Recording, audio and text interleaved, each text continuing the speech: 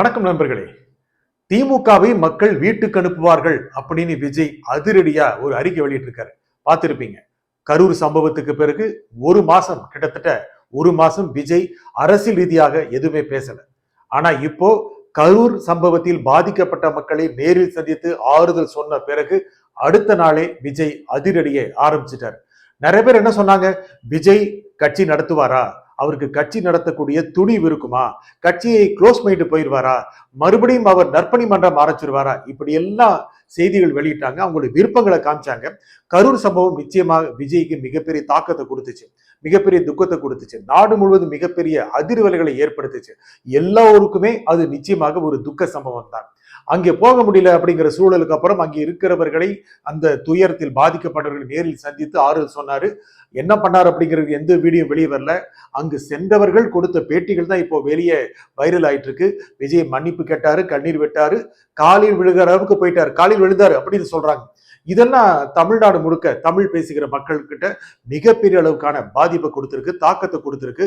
மிகப்பெரிய நட்சத்திரம், மிகப்பெரிய சினிமா நட்சத்திரம், ஒரு மாஸ் ஹீரோ, அவர் கட்சி ஆரம்பிச்சு ஒரு அரசியல் ரீதியான சூழல்களை சந்திச்சு இப்படி இறங்கி போகிற அளவுக்குன்னா மிகவும் தாழ்ந்து தன்னுடைய வருத்தத்தை செலுத்துகிற அளவுக்கு போறார் அப்படின்னா அவருடைய அரசியல் வியூகம் எப்படி இருக்கும், அரசியல் நோக்கம் எப்படி இருக்கும்? எந்த ஒரு மனிதனா இருந்தாலும் ஒரு நிகழ்வு நடக்கும்போது அதற்கு வருத்தம் தெரிவிப்பது இயல்பு தானே. விஜய் வருத்தம் தெரிவிக்கல, அவரு தார்மீக பொறுப்பேற்றுக்கல, இப்படி எல்லாம் கடுமையான விமர்சனங்கள் வந்த போது கரூர் துயரத்தில் பாதிக்கப்பட்டவங்களை நேரில் அழைச்சு தன்னுடைய துயரத்தை, வருத்தத்தை அவர் பகிர்ந்துகிட்டாரு. இன்னும் கூட பல உதவிகளை செய்வதற்கு தயாரா இருந்தார். அதற்கு அடுத்த நாளை அரசியல் ரீதியாக மிகப்பெரிய அளவுக்கான ஒரு அதிரடி அறிக்கையை விஜய் சொல்லியிருக்கிறாரு, வெளியிட்டிருக்கிறார். அதே சமயம்தான் அடுத்த ஆண்டு மீண்டும் ஆட்சிக்கு வருவது உறுதி அப்படின்னு ஸ்டாலின் சொல்லியிருக்கிறார். அதை பத்தி இந்த வீடியோல பார்ப்போம். விஜயுடைய வியூகம் என்ன, ஏன் இந்த அறிக்கையை இப்ப வெளியிட்டார்? சமீபத்துல கடுமையான மழை பெய்தது, பல்வேறு இடங்கள்ல நெல்மணிகள் பாதிக்கப்பட்டன, விவசாயிகள் ரொம்ப பெரிய அளவுக்கான இன்னலுக்கு ஆளாகி இருக்காங்க. எதிர்கட்சி தலைவர் எடப்பாடி பழனிசாமி பாதிக்கப்பட்ட இடங்களுக்கெல்லாம் சென்று அந்த நெல்மணிகளை பார்த்து தன்னுடைய வருத்தங்களை, கண்டனங்களை தெரிவித்த பிறகு அரசு ரியாக்ட் பண்ணிச்சு, எதிர்வினை ஆற்றுச்சு. இருந்தாலும் விவசாயிகளுக்கு ஏற்பட்ட பாதிப்பு தான். தமிழக மக்கள் அத்தனை பேருமே இதில் மிகப்பெரிய அளவுக்கான துயரத்தை அடைஞ்சிருக்காங்க, மிக வருத்தம் அடைஞ்சிருக்காங்க. விவசாயம் என்பது தனியான ஒரு சில பேர் மட்டும் செய்கிற தொழில் அல்ல, ஒரு மாநிலம், ஒரு மக்களுக்கான ஒரு இயக்கமாக நடைபெறுகின்ற தொழில். அதுல பாதிப்பு ஏற்படும் அப்படின்னா அது எல்லாருக்குமே பாதிக்கக்கூடிய விஷயம். ஒருவேளை நெற்பயிர்கள் நாசமாகி விட்டன, சரியான அரிசி விளைச்சல் இல்லை அப்படின்னா யார் பாதிக்கப்பட போறாங்க? நீங்களும் நானும் தான். மக்களுக்கு அந்த விழிப்புணர்வு வந்திருக்கு. அரசாங்கம் அதற்கான பாதுகாப்பு நடவடிக்கைகளை எடுத்திருக்கணும் அப்படின்னு எல்லோருமே நினைக்கிறாங்க. எல்லா அரசாங்கமா இருந்தாலும், எந்த அரசாங்கம் இருந்தாலும் அந்த நடவடிக்கைகளை எடுத்திருக்கணும். இந்த அரசாங்கம் எடுத்திருக்கணும், முன்னெச்சரிக்கை நடவடிக்கை எடுத்திருக்கணும். அதெல்லாம் செய்யல. ஆகையால மக்கள் இதில் மன்னிக்க மாட்டார்கள். விவசாயிகள் கடும் துயரத்திற்கு ஆளாகி இருக்காங்க. மக்கள் திமுக ஆட்சியை வீட்டுக்கு அனுப்புவார்கள் அப்படின்னு விஜய் கடுமையான அறிக்கை வெளியிட்டிருக்கிறாரு. அதற்கு எதிர்வினையா திமுக சார்பாளர்களும் கடுமையான எதிர்வினையை ஆட்டி இருக்கிறாங்க.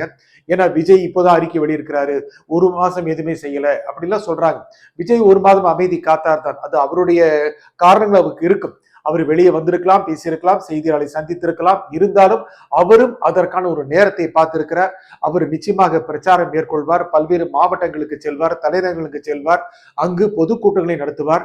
இது போன்ற பிரச்சார பயணங்களை மேற்கொள்வதற்கான நடவடிக்கைகள் என்ன, அதற்கான விதிமுறைகள் என்ன அப்படிங்கிறது தமிழக அரசு வகுப்பதாக சொல்லி இருக்கிறது. அதற்கு பிறகு அவருடைய அரசியல் வேகம் எடுக்கும்.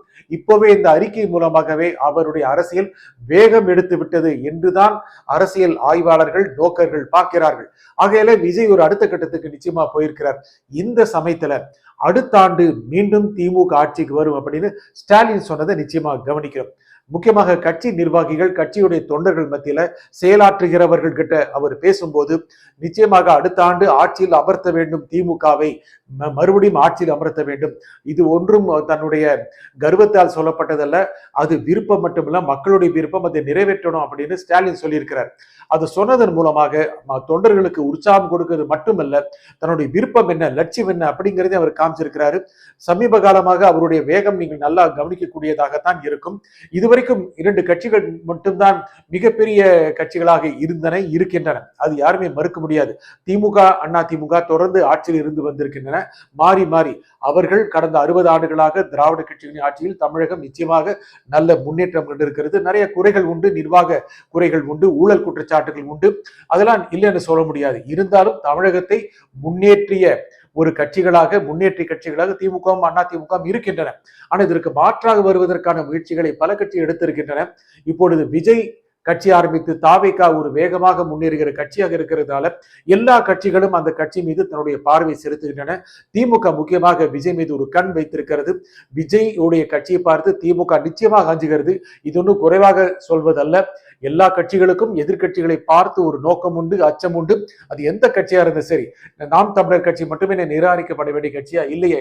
8.5% வாக்கு வச்சிருக்காங்க. ஆகையில திமுக எப்படியாவது அடுத்த தேர்தலை ஜெயிச்சிடணும், ஜெயிக்க முடியும் அப்படின்னு நினைக்குது. அதற்கு தன்னுடைய கூட்டணி கட்சிகளை நன்றாக வைத்துக் கொள்ள வேண்டும். நல்லா கவனிச்சிருப்பீங்க, ராகுல் காந்தி தன்னுடைய சகோதரர் அப்படின்னு ஸ்டாலின் தொடர்ந்து சொன்னதை நீங்க பார்த்திருப்பீங்க. அது என்ன காரணம்னா, காங்கிரஸ் போயிடக்கூடாது, விஜய் பக்கம் போயிடக்கூடாது அப்படிங்கிற எண்ணம் தான்.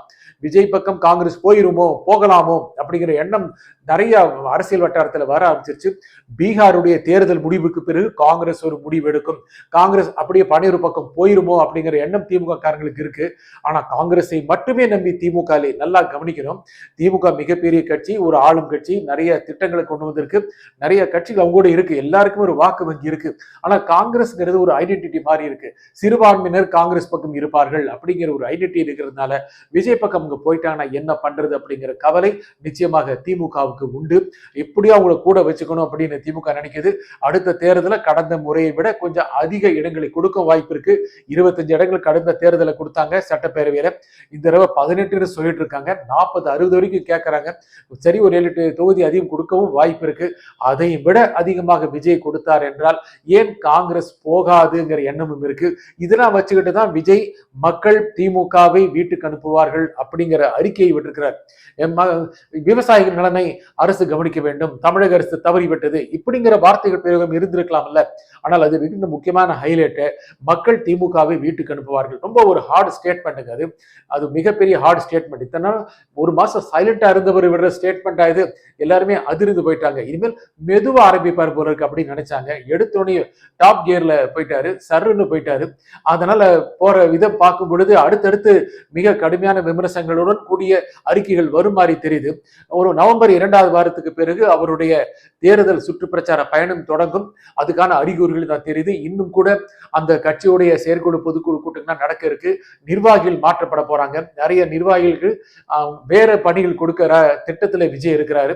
ஏன்னா இந்த அனுபவம் அவருக்கு மிகப்பெரிய அரசியல் அனுபவம் ஆகி போச்சு. ஒரு ஆரம்பிச்சு 1.5 வருஷத்துல ஒரு கட்சிக்கு இப்படிப்பட்ட அனுபவமா? அதுக்கப்புறம் அவர் நிர்வாகிகள் கிட்ட நிறைய விஷயங்கள் அவர் கத்துக்கிட்டாரு.